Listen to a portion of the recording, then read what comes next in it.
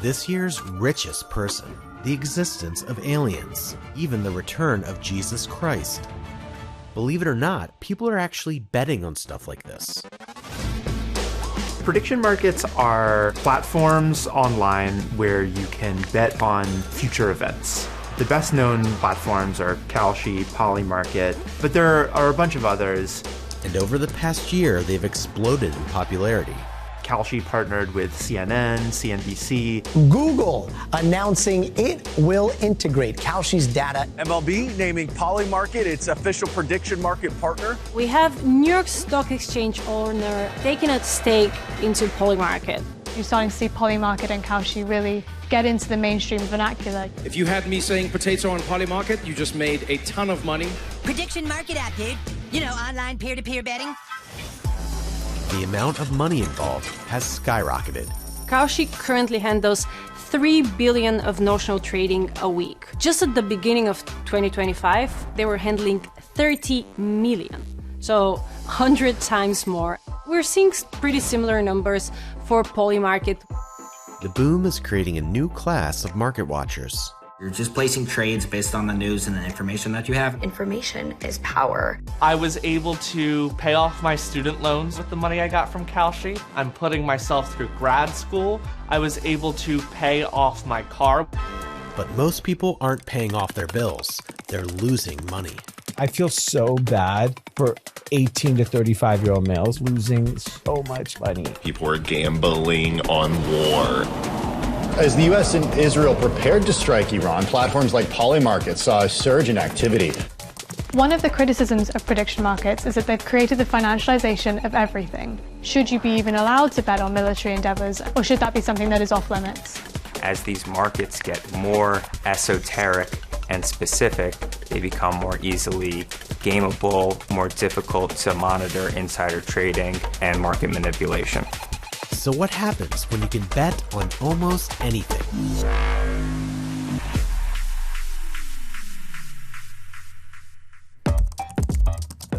From the perspective of the prediction markets, this is not gambling. This is trading a derivative like any other derivative, whether it's wheat futures or something that has real world utility. Kalshi or any other prediction market, they're regulated by the Commodity and Futures Trading Commission on a federal level. It's a yes or a no outcome. When you buy shares, they can be priced anywhere from 1 cent to 99 cents. That price is determined by what traders are willing to pay for that outcome at the moment in time. Unlike sports gambling, prediction markets don't have a house, taking the opposite side of your bet.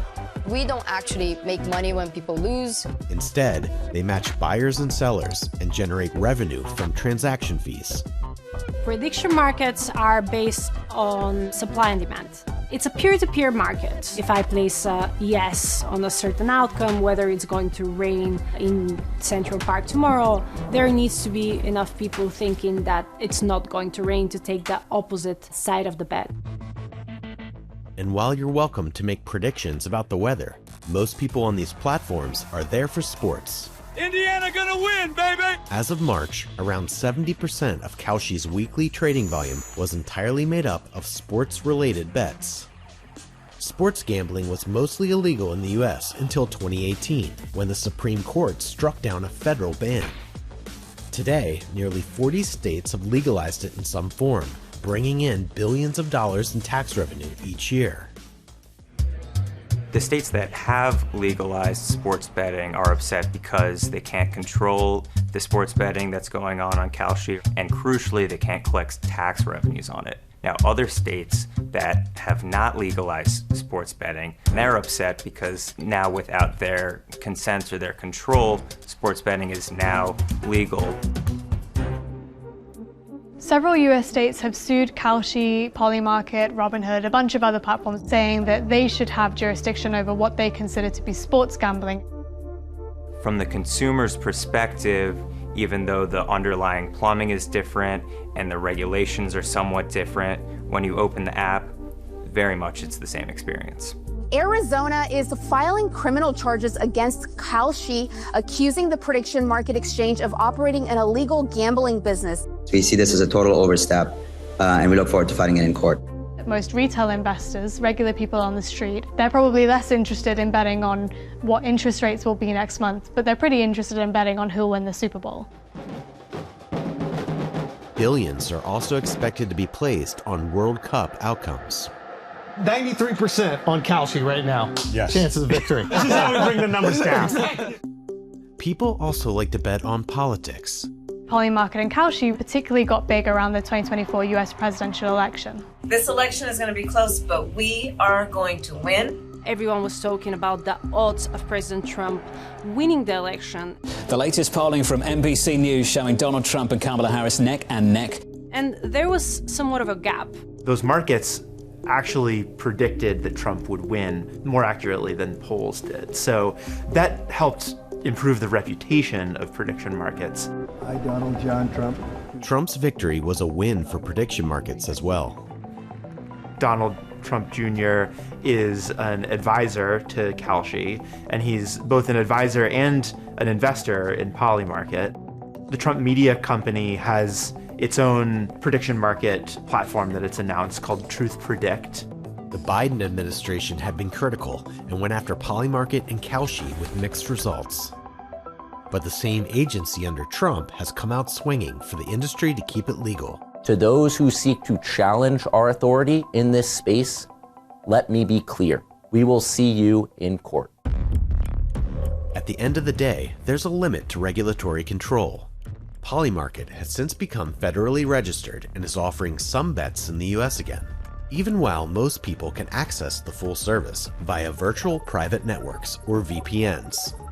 Conversely, Kalshi is trying to expand overseas. For Kalshi, they've said they want to be available in 140 different countries. That's the goal. But a cloud of ethical questions linger. Take insider trading. In investing, there are hard rules around who and how information can be used. But here, it's fuzzy. In the original premise of prediction market, an insider information can be a signal. I think what's cool about Polymarket is that it creates this financial incentive for people to go and divulge the information to the market and the market to change. What we often see in these prediction markets, insider trading is not necessarily a bug that needs to be fixed, but it's very much a feature. From this point of view, people with insider information can profit from it. The most famous example is someone in the run-up to the US capturing Nicolas Maduro placed a series of large bets that Maduro would be removed from office. And they ended up making $400,000 off of these bets. That was on Polymarket, so those bets were anonymous, but it appears to be someone who had knowledge that this was going to happen. In some cases, bets don't have to be big to make a difference. There are so many things to bet on, and some of them don't have a lot of volume or a lot of liquidity. It doesn't take a huge amount of money to move those markets.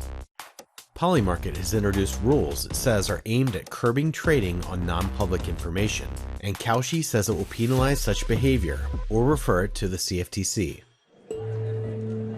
This evolving set of rules doesn't completely squash the ability to stack odds and profit from insider information, though.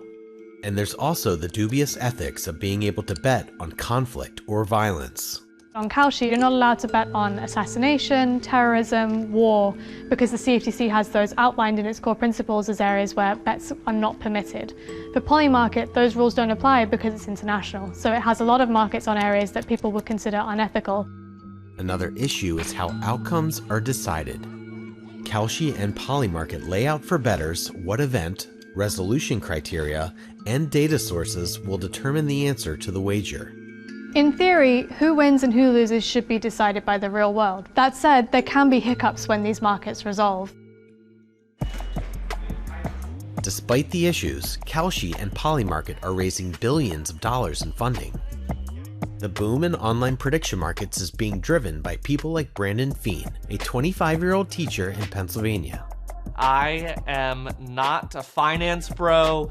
I have no background on the stock market.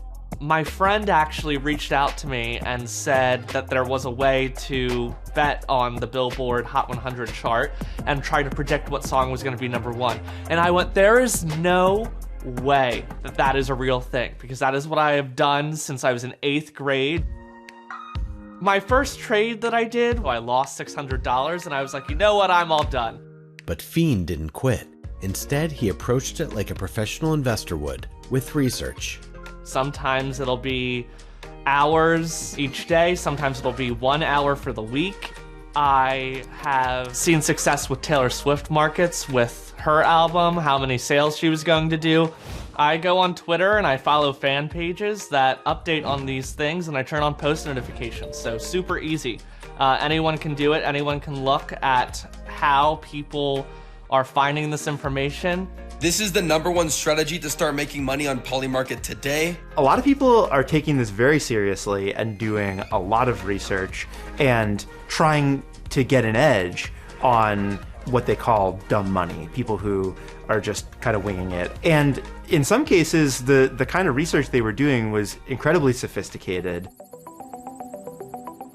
A lot of the biggest supporters, they say, wow, this will be bigger than the stock market, this will be bigger than all financial assets, because it allows you to do everything. And perhaps that's part of the promise. But then the other side of the coin, the majority of people go for entertainment. They go to win some money, they go to watch a game. Be it entertainment or investing, prediction markets tend to produce big winners and lots of losers. Analysis done by Bloomberg and other outlets shows that, on average, bettors who invest less money in prediction markets tend to lose more often, and those who invest more money, the professional side, they tend to win bigger. That tendency sounds a lot like Wall Street, where big investors tend to make most of the money. But as with anything this new, everything is subject to change. It's possible that a lot of this could go away. We're also waiting to see how a lot of these court cases shake out. If the courts decide that trading on prediction markets is the same as sports betting and should be regulated by the states, then that completely changes these companies' business models.